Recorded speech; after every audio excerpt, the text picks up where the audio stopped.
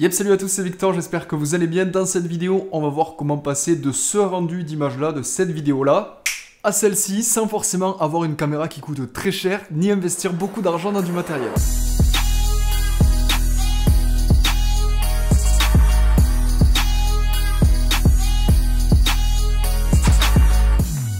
Alors je pense que vous le voyez en termes de lumière, d'éclairage, en termes de vidéo, tout simplement la qualité n'est pas du tout au rendez-vous. Et on va voir qu'en fait il suffit pas forcément d'avoir une bonne caméra pour avoir une bonne qualité d'image. Là actuellement je filme avec le Sony A6000, donc c'est un boîtier qui est assez vieux.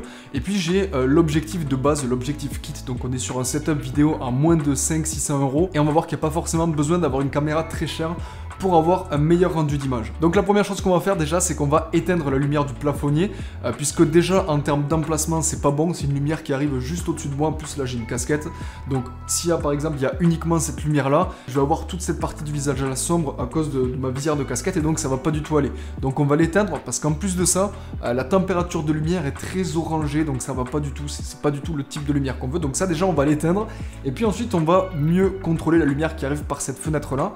Déjà la première chose que je vais faire, c'est que je vais descendre le rideau pour essayer d'adoucir un petit peu plus la lumière. Et puis peut-être, pourquoi pas, fermer un petit peu le volet pour qu'il y ait un petit peu moins de lumière qui arrive de ce côté-là. Donc ça y est, déjà je viens d'éteindre la lumière et puis de baisser un petit peu le store et le rideau de la fenêtre. Mais je pense que vous le voyez, je suis pas très bien éclairé là, la scène est assez sombre. Donc ce qu'on va faire, c'est qu'on va utiliser une lumière artificielle, on va utiliser une softbox. Vous allez voir que là, la softbox que j'utilise, c'est une softbox Amazon. Elle est pas très chère, je me souviens plus exactement du prix, mais c'était aux alentours des 20-30 €. C'est un truc très basique, très bas de gamme. Mais vous allez voir que ça peut largement faire l'affaire pour ce genre de vidéo. Donc là, la lumière est allumée. En termes de positionnement, elle est un petit peu au-dessus de moi et elle est environ à 45 degrés de mon visage, ce qui crée en fait une grosse source de lumière ici bien diffuse. Et de ce côté-là, je suis un petit peu plus sombre, même si la lumière de la fenêtre vient un petit peu remplir mon visage de ce côté-là et l'éclairer un petit peu. Et on voit que normalement j'ai le petit triangle ici, donc avec le nez et la partie sombre du visage, ça crée une espèce de triangle qui s'appelle l'éclairage Rembrandt, ça. Alors ça permet deux choses. La première, c'est que j'ai le visage déjà qui est un peu éclairé, mais pourquoi j'ai pas mis la lumière face à moi? Tout simplement pour donner un petit peu de profondeur au visage et donner une certaine dimension, parce que si j'avais la lumière entièrement face à moi, en fait, il n'y aurait aucune ombre, aucune texture, puisque j'aurais la lumière vraiment en face, et donc il n'y aurait rien qui serait dessiné. Là, j'ai un petit peu d'ombre sur le visage, ça permet de le dessiner un petit peu, et vous allez voir que c'est pas la seule chose qu'il va falloir faire. La prochaine chose qu'on va faire, c'est régler notre caméra, puisque là, en termes de réglage, il n'y a rien qui va dessus. Pour vous rappeler rapidement, sur les caméras, sur les appareils photo, etc., il y a 3 réglages à prendre en compte. Il y a la vitesse, l'ouverture et la sensibilité, les ISO. La première chose, la vitesse, là elle est réglée à 1/50e, on va pas y toucher, tout simplement puisque je filme à 25 images par seconde et que pour avoir un rendu cohérent, réel, surtout en interview comme ça, quand il y a un petit peu de mouvement, etc., il faut avoir votre vitesse au double de la cadence d'image. Donc si on a une cadence d'image à 25 images par seconde, on va avoir notre vitesse à 1/50e, donc 50, le double de 25. Donc voilà, aussi simple que ça, vous prenez pas la tête plus que ça. Pour ce qui est maintenant des ISO, on va les réduire parce que là ils sont beaucoup trop hauts, je crois que je suis à 4 ou 5000 ISO et c'est beaucoup trop haut, ça génère du bruit dans l'image, c'est pas beau, ça va pas du tout. Donc on va régler nos ISO tout de suite. Donc là vous allez me dire, ok, c'est bien, t'as réglé les ISO mais on voit plus rien, c'est trop sombre. Bah oui, c'est normal puisque mon diaphragme il est fermé, j'ai une ouverture à f22, donc plus le nombre est grand, plus le diaphragme est fermé. Donc là ce qu'on va chercher à faire, c'est qu'on va chercher à ouvrir le diaphragme de notre appareil pour faire entrer plus de luminosité sur le capteur, et vous allez voir que ça va grandement améliorer l'image. Ça y est, je viens d'ouvrir mon diaphragme, donc là je suis à f4, donc on est passé d'un diaphragme très fermé à f22 à un diaphragme beaucoup plus ouvert à f4.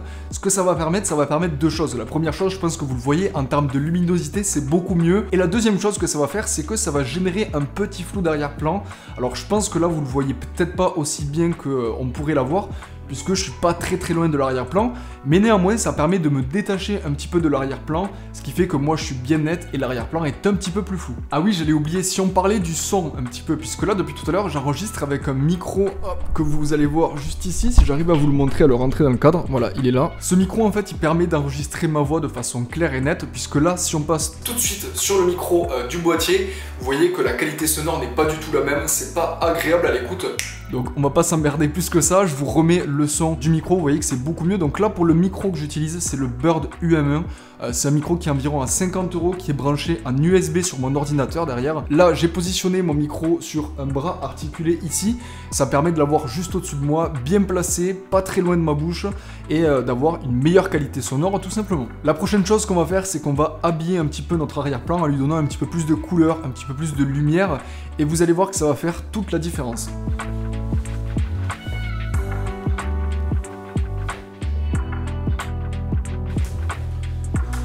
Donc voilà, là j'ai ajouté rien de ouf en termes de lumière. J'ai une petite lumière là-bas de couleur pas très chère avec une prise, un truc rien de ouf. Et une lumière d'ambiance Ikea que j'ai acheté pour 20-30 €, je sais plus exactement, mais juste pour habiller un petit peu l'arrière-plan, et je pense que vous voyez que ça fait la différence, l'image est plus sympa à voir à l'œil nu. Du coup, juste avant de vous parler de la dernière étape, et qui est probablement l'une des étapes les plus importantes pour avoir un rendu sympa sur notre image, je vous propose simplement de comparer le début de la vidéo avec l'aspect qu'on a maintenant, juste pour que vous voyez la différence. Et je pense que vous le constatez en termes d'image, en termes de lumière, en termes de luminosité, c'est beaucoup mieux. Enfin bref, maintenant ce que je vous propose, c'est qu'on aille sur l'ordinateur, sur notre logiciel de montage, et qu'on voit un petit peu comment on peut traiter cette image pour avoir un meilleur rendu. Donc nous voici sur Premiere Pro. Alors même si vous ne montez pas sur Premiere Pro, vous allez voir que l'editing que je fais en termes de colorimétrie, d'étalonnage, c'est assez basique, donc vous comprendrez, il n'y a rien de très compliqué. Mais pour les personnes qui seront sur Premiere Pro, ce sera un petit peu plus simple parce que ce sera exactement aux mêmes endroits que moi. Donc ce qu'on va faire, c'est que je vais prendre ce morceau de vidéo et on va aller dans l'onglet couleurs qui va nous permettre en fait de retoucher toutes les couleurs de notre vidéo, pouvoir l'étalonner. Alors ce que je vous conseille sur votre gauche, c'est de mettre, comme vous voyez, tous les indicateurs de lumétrie. Donc je fais clic gauche, comme ça vous le voyez, il y a le vector scope YUV, donc c'est celui-ci il me semble, la forme d'onde primaire RVB ici et la forme d'onde globale ici. Donc en fait ça va nous permettre plusieurs choses, vous allez voir, c'est un indicateur supplémentaire en plus de ce qu'on voit en face de notre écran, mais c'est aussi une aide en fait si votre écran par exemple n'est pas calibré, en fait les vectorscopes au moins eux sont toujours bons, il n'y a pas de truc de chiffre, de couleur ou quoi que ce soit, on est toujours sûr d'avoir les bonnes informations avec ces indicateurs là. Donc comme vous le voyez sur la vidéo, c'est assez désaturé, ça manque de contraste, etc. Alors il n'y a pas de profil log ou de profil flat sur le A6000, mais en fait ce que j'ai fait, c'est que je me suis personnalisé un petit profil de couleur pour avoir un petit peu moins de netteté, un petit peu moins de contraste et un petit peu moins de saturation. Ça ressemble un petit peu au profil HLG qu'on peut avoir sur les Sony A7 III, etc. Et bref, on va pas rentrer dans tous ces détails là.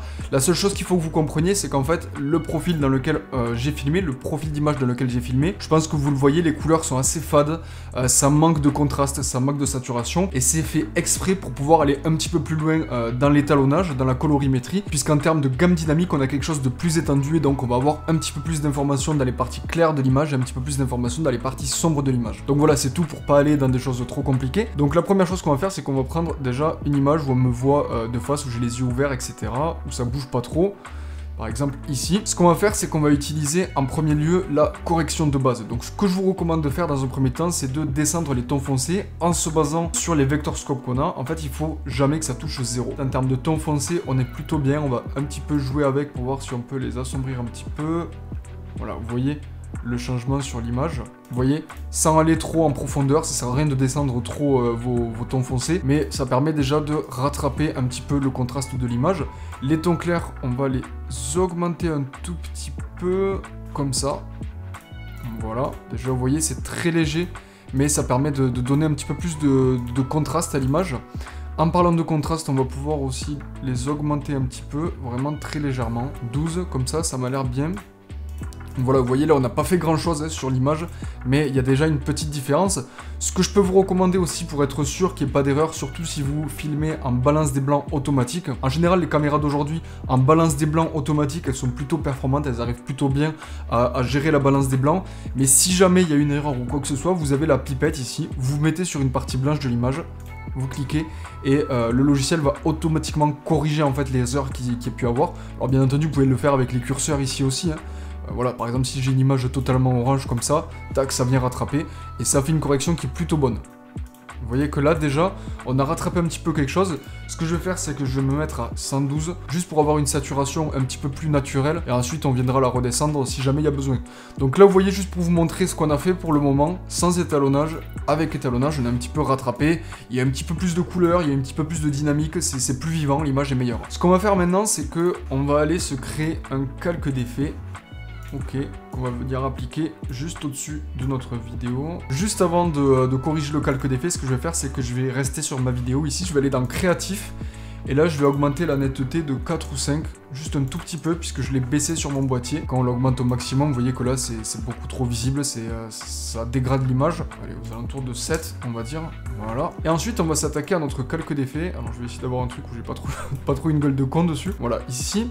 Alors, moi, il y a plusieurs LUT que j'ai déjà achetés. Il y en a déjà à l'intérieur de Premiere Pro, vous pouvez essayer de vous habituer avec. Moi, ceux que je vous recommande, en tout cas, moi, ceux que j'aime bien utiliser sur mes vidéos, c'est les LUT de Potato Jet. Donc, il y a tout le pack ici. Je vous mettrai le lien dans la description si jamais ça vous intéresse de les acheter, puisque c'est un pack de lutte payant. D'habitude, je crois que je mets Skyscraper, mais comme c'est pas avec ma caméra habituelle, le rendu n'est pas tout à fait pareil.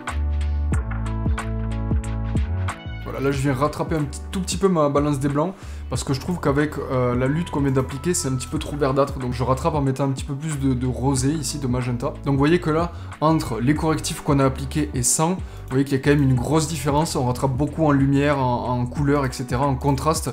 L'image est beaucoup plus belle, et le fait de comme ça shooter dans un profil qui est un petit peu flat, qui perd un peu en contraste, en saturation, ça nous permet d'être beaucoup plus à l'aise en post-production pour pouvoir corriger votre image. Alors il y a 2-3 trucs que je vais venir corriger ici. C'est que je trouve qu'il y a certains endroits de ma peau qui sont un peu trop rouges, des espèces de shift de couleurs comme ça. Ici, il y a un peu de vert, de rouge, d'orange, c'est pas tout à fait net. Donc ce que je vais faire, c'est que je vais utiliser l'outil ici, Tint to Tint, donc c'est le 3e onglet dans Courbe. On va prendre la pipette, et là on va aller par exemple au coin de l'œil, je trouve que c'est un petit peu trop rouge, ou là, par exemple, hop. Donc là, il nous a placé des points clés, on va un tout petit peu... Voilà, c'est déjà trop. Voilà. Là vous voyez, sans, je sais pas si vous voyez la différence, c'est très léger, mais c'est juste pour avoir une harmonie de couleurs sur le visage. Je trouvais qu'il y avait trop de différences de couleurs à certains endroits. Vous voyez que c'est très simple, ce que j'ai appliqué. En soi, il n'y a pas grand chose, il y a les teints foncés, les tons clairs, un petit peu de contraste, la saturation, rajouter un petit peu de netteté. Et puis juste au-dessus, comme vous le voyez, j'ai ajouté une lutte avec un calque d'effet pour pouvoir donner un look supplémentaire à notre image, aller un petit peu plus loin dans l'étalonnage. Et puis j'ai joué un tout petit peu avec l'outil Courbe ici, au niveau de la teinte, pour pouvoir rattraper le shift de couleur qu'on pouvait avoir sur la peau. Donc voilà, pour résumer rapidement, faites attention à la lumière, qu'elle soit naturelle ou artificielle, essayez de la contrôler, voire la supprimer pour les lumières de plafonnier comme vous l'avez vu en début de vidéo. En général, les lumières qu'on a chez nous comme ça, elles sont très orangées, elles n'ont pas vraiment une couleur bonne pour pouvoir éclairer nos vidéos, ou à ce moment-là, faites attention à la balance des blancs que vous allez utiliser sur votre appareil. Préférez donc tout ce qui est softbox et lumière douce pour vous éclairer, comme vous l'avez vu. Même avec une softbox à environ 30 €, ben, j'arrive à m'éclairer de façon plutôt décente pour mes vidéos. Pensez également au placement de votre lumière, comme vous l'avez vu, puisque si elle est sur le côté, en face de vous, au-dessus de vous, en dessous de vous, ben, ça n'aura pas le même impact. D'ailleurs, si jamais vous voulez une vidéo dédiée à la lumière, où je vous explique un petit peu comment positionner votre lumière, l'intensité, quel impact ça a, si on l'éloigne, si on la rapproche, etc., n'hésitez pas à mettre un pouce bleu et me le dire en commentaire. Et ne négligez pas également ce qu'on appelle les lumières pratiques, puisque vous l'avez vu dans la vidéo, simplement en ajoutant une petite lumière de chevet à côté de moi et une lumière de couleur de l'autre côté, ben, ça permet de donner un petit peu plus vie à la vidéo, de lui donner un petit peu plus d'éclat, de couleur, et c'est tout simplement plus agréable à regarder. Enfin, faites bien attention au réglage de votre caméra.